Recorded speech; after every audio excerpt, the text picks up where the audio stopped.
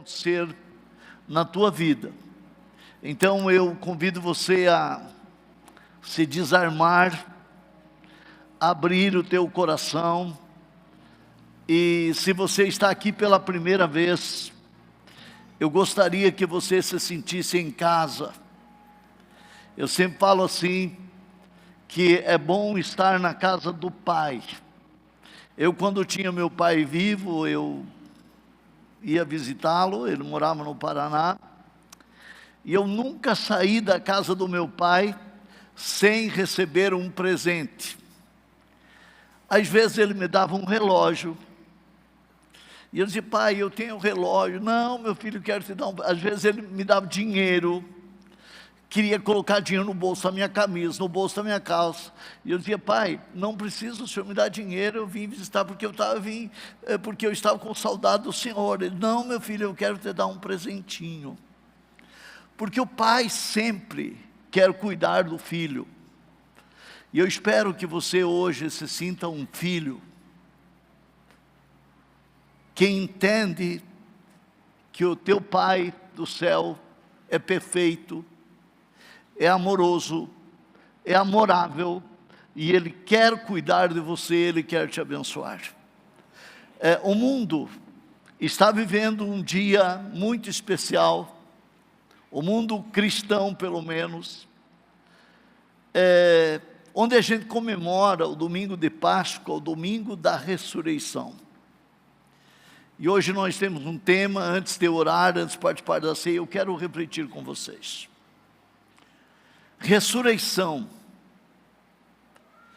a evidência suprema.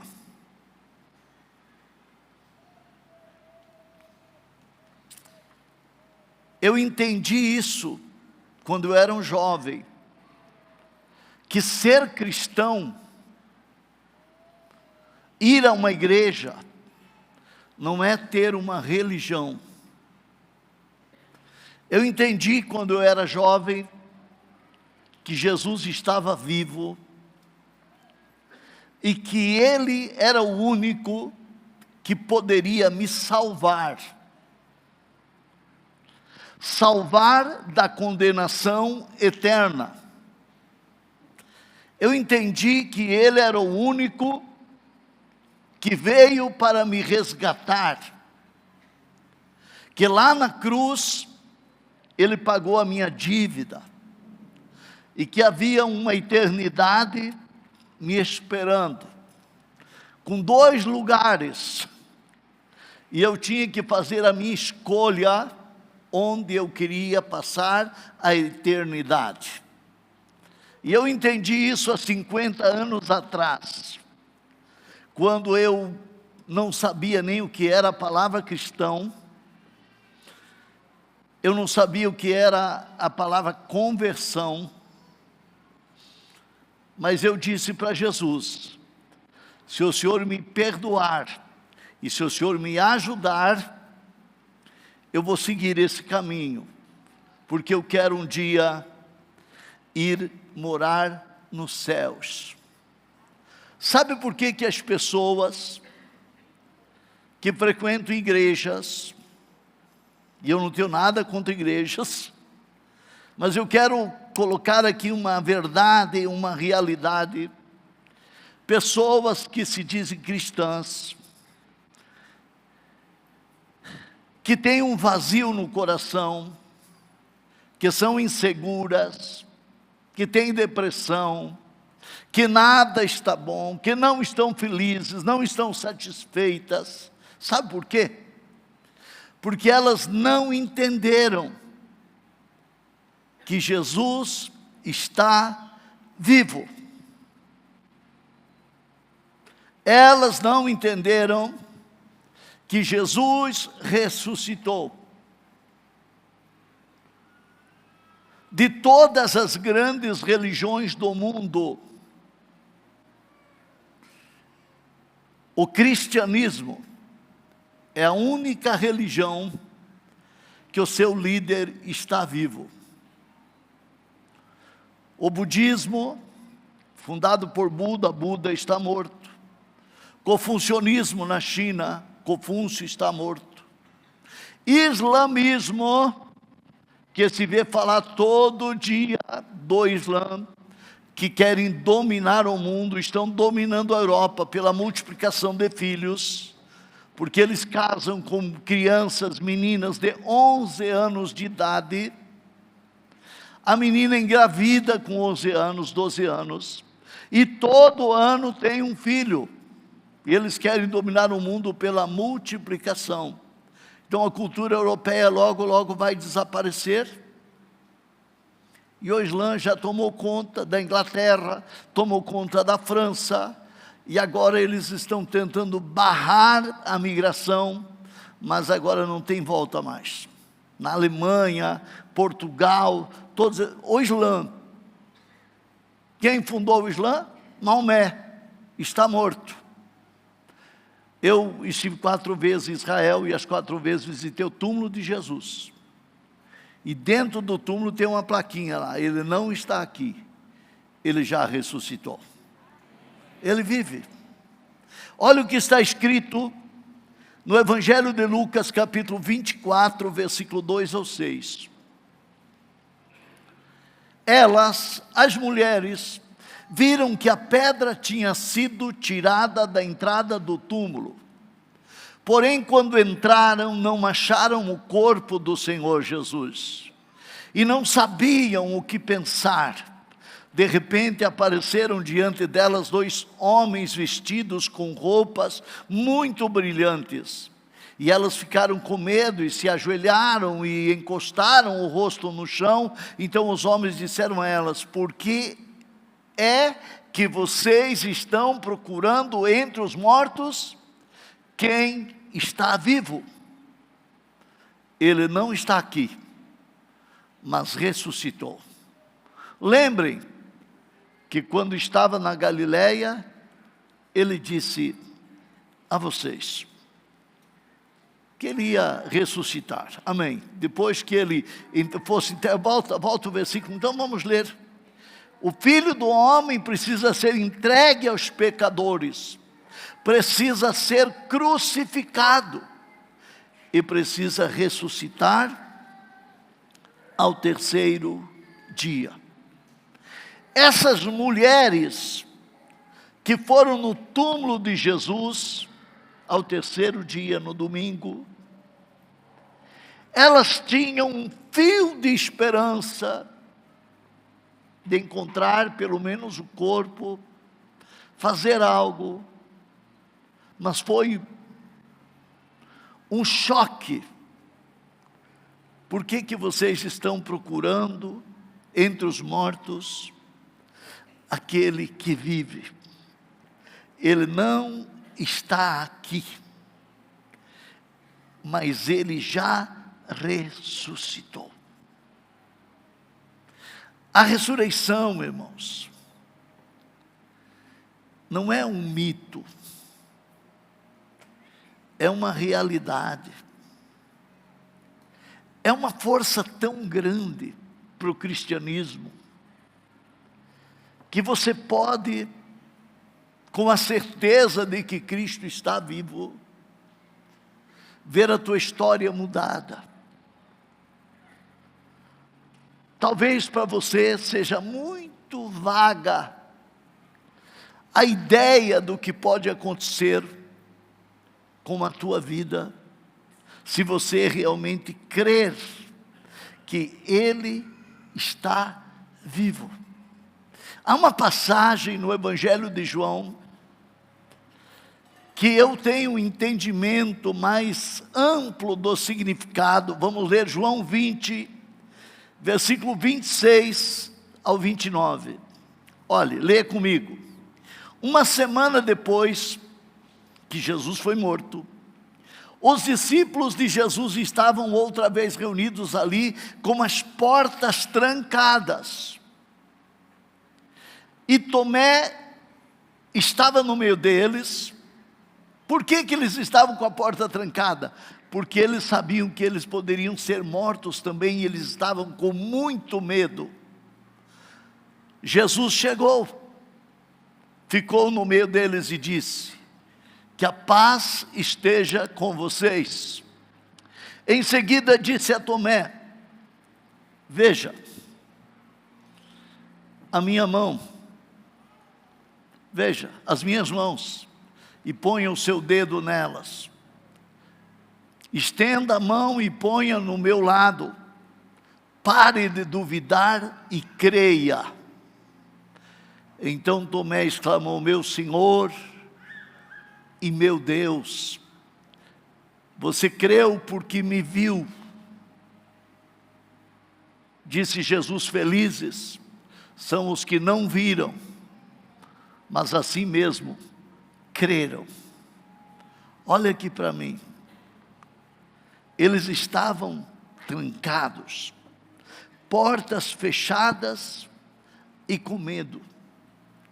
Não havia nenhuma esperança, não havia nenhuma luz no fim do túnel, não havia perspectiva de um futuro. Acabou. Jesus morreu. Você já pensou uma religião onde o líder está morto? Já pensou a pessoa ter uma religião para cumprir um ritual, para uma vez por mês ir na igreja, fazer alguma reza, alguma devoção, algum ritual? Como se os méritos dela, as obras dela trouxessem algum resultado. Portas trancadas, tudo, janelas, o medo, a insegurança, sonhos que morreram. Jesus passa pelas paredes, se apresenta no meio deles. E a primeira coisa: olhe minhas mãos, sou eu. Vem aqui, Tomé, coloca teu dedo aqui. Vem cá, coloca a tua mão aqui. Sou eu. Eu estou vivo. Não tenham medo, paz seja convosco. Eu vivo. Paz seja convosco. Eu venci a morte. Eu venci as maldições. Eu venci o pecado. Eu venci a maldade, a iniquidade do ser humano. Eu venci a depressão, a ansiedade, o medo. Paz seja convosco.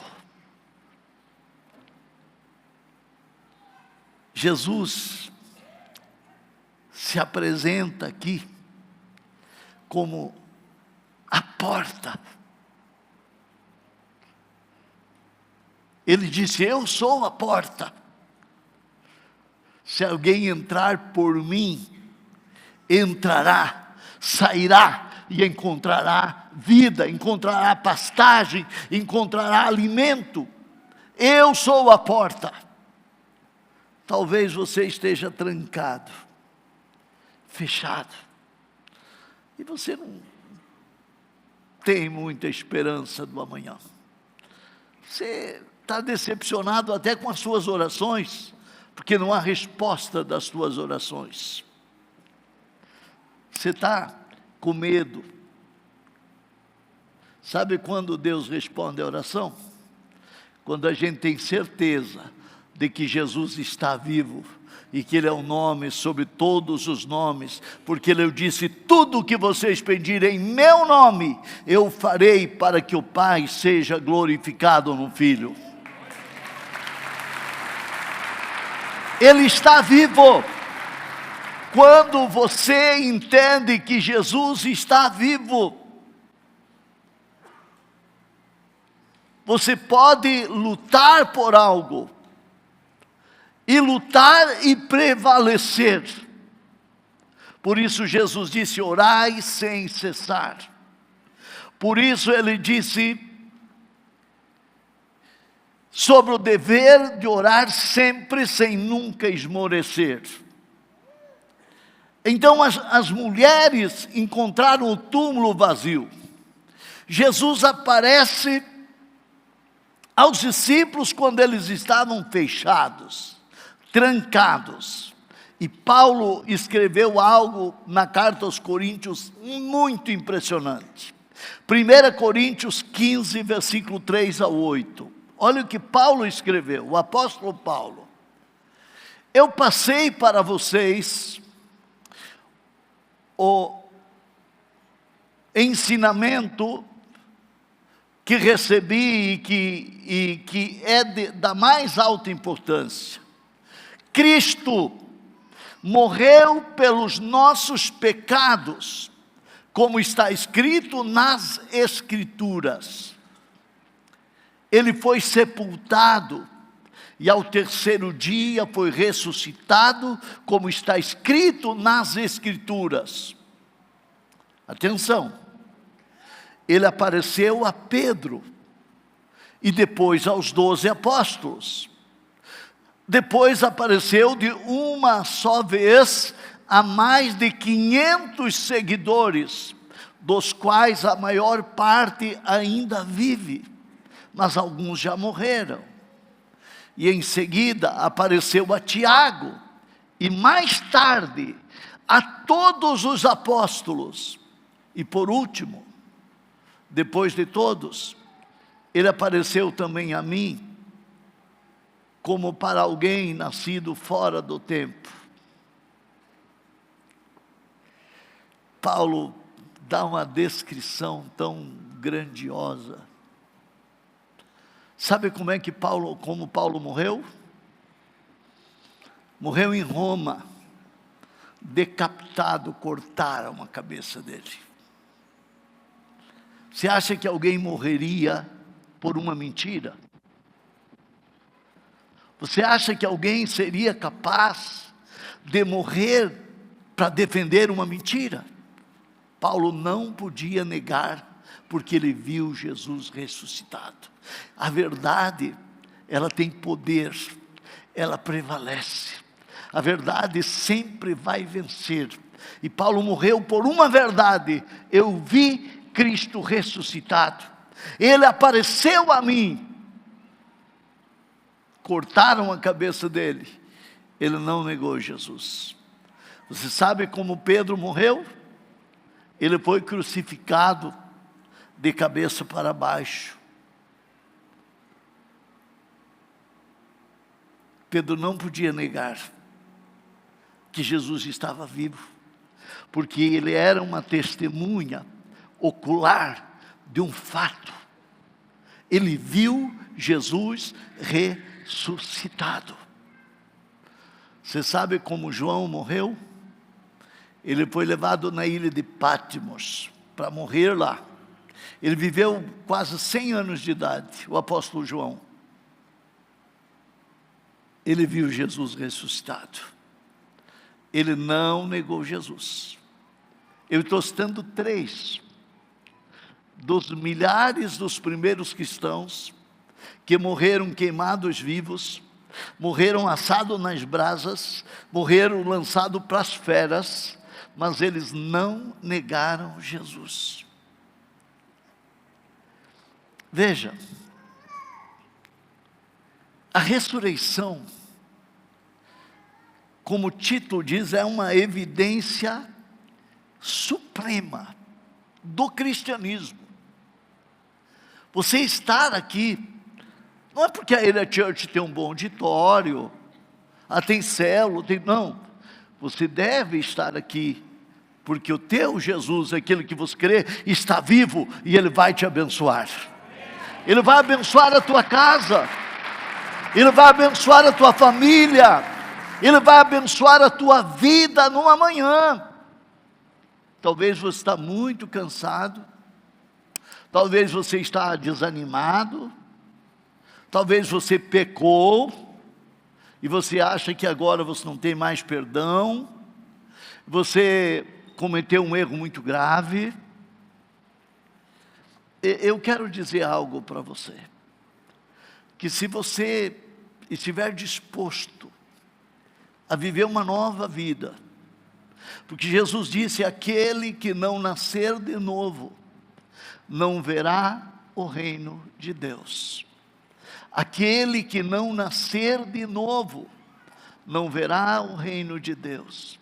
Se você quer viver uma nova vida, e hoje você é Jesus, o Senhor está vivo, e o Senhor me aceita, o Senhor morreu por mim, perdoe meus pecados, e eu quero recomeçar. Hoje é a tua oportunidade. Você sabe que a história sempre conservou alguém para registrar a história, e eu quero mostrar para vocês um registro, o testemunho histórico de Joséfo, um historiador do primeiro século. Ele era fariseu de origem sacerdotal, e ele viveu entre 37 a 100 anos depois de Cristo. Ele escreveu o seguinte: neste tempo, havia um homem sábio chamado Jesus. A sua conduta era boa, ele era conhecido por ser virtuoso. Pilatos o condenou à crucificação e à morte. Mas aqueles que tinham se tornado seus discípulos não abandonaram o seu discipulado. Eles relataram que ele estava vivo. Consequentemente, ele talvez fosse o Messias. Esse escritor não era cristão. Ele não seguia o cristianismo, mas ele relatou esse acontecimento que ele ouviu no meio dos cristãos, e ele escreveu muita coisa da história da humanidade naquele tempo, porque ele era uma pessoa que fazia esses registros. Deixa eu mostrar algo bem interessante para vocês, antes de eu orar. Está em a mensagem que o mundo não conseguiu calar. Mateus 28, 11 a 15. Olha o que está escrito. Enquanto as mulheres ainda estavam a caminho, alguns dos soldados que estavam vigiando o túmulo voltaram para a cidade e contaram aos chefes dos sacerdotes tudo o que havia acontecido. Espera aí, volta. O que havia acontecido? Um anjo apareceu no túmulo. E o Evangelho diz que o aspecto daquele anjo era como um relâmpago. E os soldados caíram desmaiados. A pedra foi removida, Jesus restou. Eles contaram para as autoridades o acontecimento do anjo. Vamos lá, versículo 12. Os chefes se reuniram com os líderes judeus e fizeram seus planos. Então deram uma grande quantia de dinheiro aos soldados e ordenaram o seguinte: digam que os discípulos dele vieram de noite quando vocês estavam dormindo e roubaram o corpo. Se o governador souber disso, nós vamos convencê-lo de que foi isso mesmo que aconteceu e vocês não terão nenhum problema. Os soldados pegaram o dinheiro e fizeram o que os chefes dos sacerdotes tinham mandado, e esse boato se espalhou entre os judeus até o dia de hoje. Veja bem, um soldado não podia dormir, porque ele seria morto se ele dormisse. Eles foram pagos, porque a mentira sempre chega primeiro. Tem pessoa que investe na mentira. A mentira sempre chega antes da verdade. E é muito fácil crer numa mentira. Porém, essa mentira não conseguiu segurar o poder do Evangelho. Nós estamos aqui falando que Jesus está vivo, porque Ele realmente está vivo. A igreja primitiva, ela avançou, porque quando Jesus foi subir aos céus, Ele fez uma promessa, Mateus 28, 19 e 20.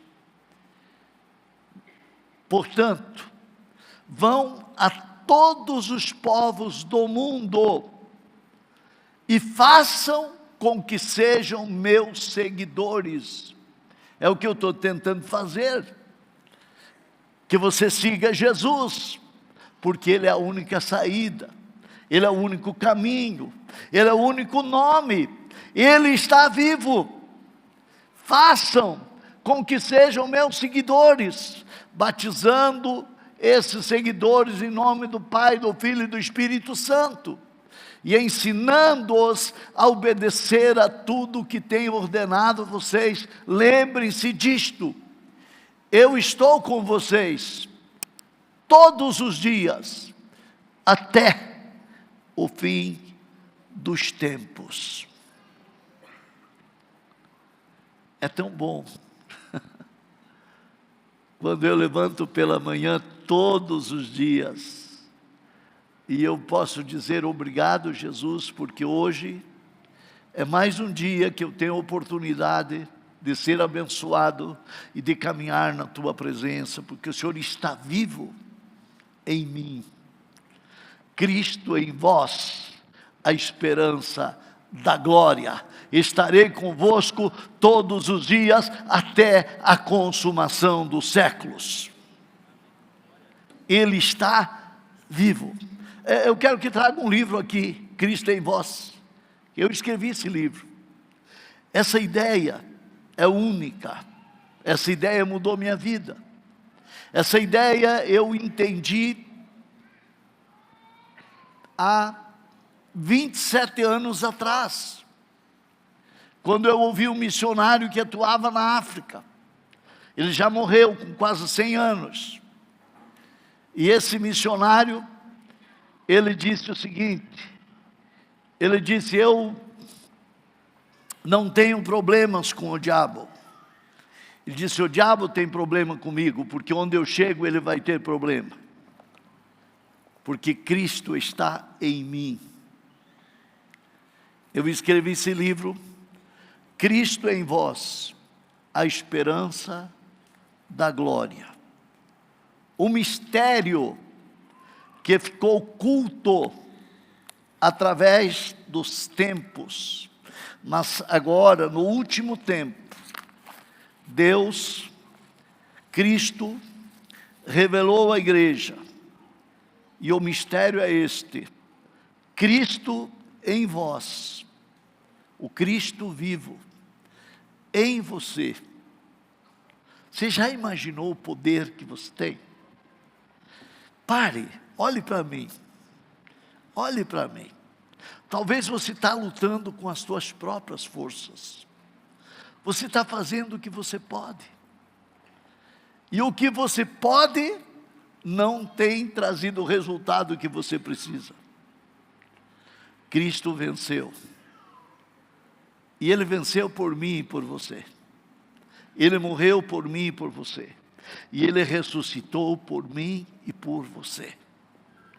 Você sabia que em 1978, um pequeno barco de pescadores no Oceano Atlântico aqui, ele enfrentou uma grande tempestade, estava indo a pique, a água estava entrando no barco, era um barco pequeno, as ondas muito fortes. Eu não sei quantos de vocês tiveram a oportunidade de ir no mar, num barco pequeno e com ondas muito violentas. Eu tive a oportunidade de você estar num barco, você está aqui no topo das ondas, e você olha lá 30, 40 metros lá embaixo, o barco desce, sobe, desce, é uma sensação terrível de morte. O barco estava indo a pique, em 1979, no meio do nevoeiro, no meio dos ventos, chuva, onda violenta, e eles tinham a certeza que não havia mais saída, tinham a certeza que eles iam morrer. De repente ia passando um navio cargueiro, e lançou os cabos, e içou eles para dentro do navio e os salvou. Quando eles não tinham mais nenhuma chance, nenhuma saída, não havia saída, aquele navio cargueiro foi a única chance deles, e eles aproveitaram, e os pescadores foram salvos. Você sabia que o mundo está mais ou menos como esse barco? Esse mundo turbulento e tenebroso está como esse barco, está indo a pique. As pessoas perderam a identidade, Pessoas estão com medo, pessoas estão lutando porque se ouve de guerra, de armas sofisticadas que estão surgindo, dificuldades, a política, o dinheiro, o sistema, a nova ordem que está chegando, a tecnologia, e você fica com tantas informações e tantas leis que surgem, e leis que estão acontecendo, e leis não cumpridas, que você não sabe o que vai ser do amanhã. Jesus é como o barco cargueiro, Ele é a tua única saída. Ele está estendendo a mão, e ele dizendo: olha meus escravos, está aqui, eu tenho a marca, mas eu estou vivo, não tenha medo, paz seja com você. Você pode começar uma nova vida, você pode viver um novo tempo, você pode viver uma nova vida. Eu quero que você se coloque de pé, e eu quero orar por você. Eu quero orar, porque não há outra porta que possa libertar você. A grande virada, eu quero que os diáconos venham aqui à frente, porque nós vamos participar da ceia, mas eu gostaria de fazer uma oração por você. A ressurreição é um fato, é uma realidade para mim, é uma realidade para quem crê, porque ninguém morreria por uma mentira. A igreja primitiva tem partes que me emocionam muito. Quando Estevão foi apedrejado, a Bíblia diz, capítulo 8 de Atos, dá para colocar aqui, 8 de Atos 1, enquanto os diáconos vêm aqui à frente para a ceia. Olhe bem, leia comigo. Saulo aprovou a morte de Estevão. Naquele mesmo dia, a igreja de Jerusalém começou a sofrer uma grande perseguição. E todos os cristãos, menos os apóstolos, foram espalhados pelas regiões da Judéia e da Samaria. Alguns homens religiosos sepultaram Estevão e choraram muito por causa da sua morte. Porém, Saulo se esforçava para acabar com a igreja. Ele ia de casa em casa, nas células, arrastava homens e mulheres e os jogava na cadeia. Aqueles que tinham sido espalhados anunciavam o evangelho por toda parte. Você entendeu?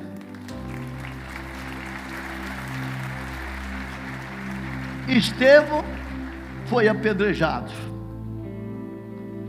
a igreja perseguida, como se nós aqui da Era Church, de repente, temos que sair de Concórdia. Você tem que deixar a tua casa, deixa a tua loja, deixa teu carro, deixa a tua empresa, você vai para qualquer lugar, vai para o Rio Grande, vai para o Paraná, vai para qualquer lugar com a roupa do corpo, ou você vai morrer também apedrejado. Saulo se esforçava para acabar com a igreja, mas os que foram espalhados iam anunciando que Jesus estava vivo, que Ele é a resposta, e a igreja prevaleceu.